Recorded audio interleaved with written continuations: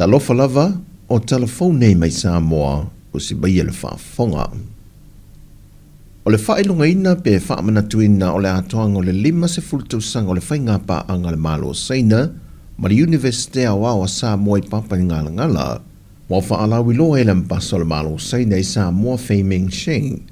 Le whaopopo le whai numero isi whanau wofo in atu yesi kolesipi mai le to lua se fulu sa whaamni na le amatanga mua le tau sanga po le first semester e wa whaopopo le isi lua se fulu mariiva o le to iwa na apalai mai mo kolesipi le kuata mua le wa whaamni na whaatasi ma le to lua se fulu le whaopopo le second semester wa whatuai le malo seina le tutongi no lato wa onga ato uma mo le netau sanga lua whelua se fulmali iwa. O le vaenga lona ono le nei talu o na whasoaswani le malo seina le wha au ngai na fua o alo mawhanau na matamai le tau sanga lua whelua se fulmali lua. A o le tau sanga le nei, o se teimi mua le ua fwoi nā tuai foi e le malo seina I le Universite Aotearoa Sāmoa le to se fulmali tasi o whanau e filifilia mai ai ma whaia o ngai to lua e malanga tā whawatu I seina e a o oina mamata I tuina fo I alato tūmanga noo. O le whaurulunga le Universite le atu noo, Professor Tuifui Saa Dr. Patila Malua Amosa, na ia momoli le whaaftai le malo seina mo ni whesoaswani tāua, e whaatau nui nai moe mitinga walo mawhanau moli lumana I tūlanga tau ia o onga, e meise le whaaftai pia I ana whesoaswani, e nisi o vaya ngai awhi e maskol sipi au ina ato whanau I seina, sa ye foi malana whasoaswani masini computer na wina atu li universite moha o onga whanau o lo ye foi mapol kalame a o inai malinga ngana saina. O whamamonga la tamai o le whaama e o le tenki fiva le o lo pepesi le atu nuu o tuai le sili e le valu se furu le au whae o tātou tangata Sāmoa o whaamao nia wā fia mai le tolu se furu ma le 5 le au whae le ana ngata mai ai wa whaamau nia mai le sui ofisa sili o le soi fua maloloina,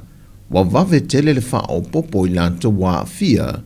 a iei le talitanunga e le na o le pawai lea, e to tele nisi e le oanga iane whale mai mosia ki whaafo mai, a watoe malo losi lava I te tono o lanto wa inga. O la ko wa whaamau nia wa fia I le tanki fiva, ia mai lea vasfu kasi e ko kasi ale wa whaamau inga whaamau nia o maliu le maliu le tanki fiva ia o le kele foi la ko sa fa pe ka fia la wa ke au mai ko I ainga o mauia ile kuranga pe o ai o le vaitu sanga o le sefulu le sefulu ma le whātau sanga le mātutua le o lo le lifa I le to tele I lanto wa fia whai lo foi e tanga loa o le ua maua mai le whai ungo su e suenga na tu inatu I di usila ma wai loto nuai le tu ai ngā siamo le tenki fiva le o lo pepesi nei lo tātou o tanu. Sau no foitanga loa, e matua mana o mia le sao lo tātou o tanu atoa, e le puia leo si o tātou o tanu o mai le wha mai no whanga, e tautu o fuai le namu le o lo whiawea ia le siama. Ona o le teminei, e le o iai se vai la au e tong fitiai, matalia tu le tu ai ngā siama leo le tenki fiva, o lo pepesi I to tono Sāmoa. E o mai le tai au nei, e leo malamalama le tina ia si liva ropati,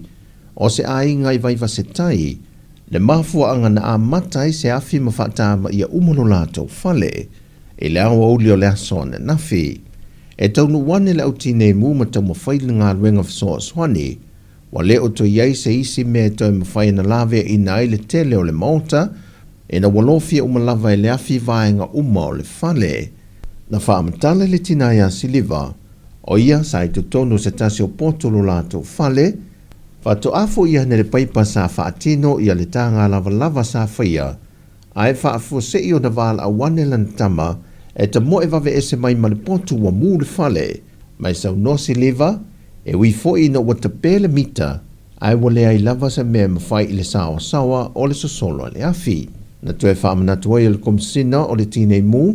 I le mamaro le atunu e mai sei mātua, e tautua nā ia alo mawhanau mai le taa alo ia fitusi, o ngā au mwe kukai na I tau mafa e ngalo ona te pē, ma wa aia le au whai mōli e siaki le waya I no fale, O nisi o vaenga na whaamao nia le telo mu o tuanai e alia e mai ai se mu. Na toia siasi ane sui o le company le Swire Shipping e le no whanga o le to manga moe popo ngā tia e le ngata e toia siasi alo mawhanau sa ofo ina yeile lato fesoa swane